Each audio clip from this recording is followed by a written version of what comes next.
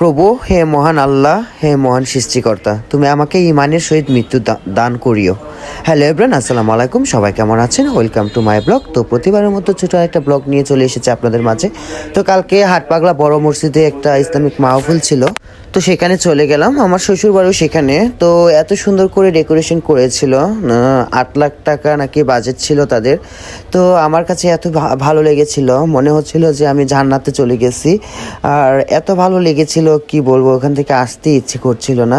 তারপর ওই যে দেখেন লাইটিংগুলো যে এত সুন্দর করেছে, আমি মানে হতভম্ব হয়ে গেছে। না জানি মহান আল্লাহ পাক রাব্বুল আলামিনের জান্নাতটা কত সুন্দর। তাহলে আমাদের সকলেরই উচিত আমরা ভালো কাজ করে জান্নাতে যাব। তারপর যে দেখেন আমি এগুলা দেখে মানে হতভম্ব, আপনাদেরকে আগেই বলেছি। তো ঘুরতে ফিরতে, তো প্রিয় মানুষদের সাথে ঘুরতে যাওয়াটা অনেক মানে ভাগ্যের ব্যাপার, অনেক ভাগ্যটা ভালো লাগে। তারপর ঘুরলাম, এই যে গাছের যে ডেকোরেশনগুলো, পুরো গাছটাকে এত সুন্দর করেছিল তারা।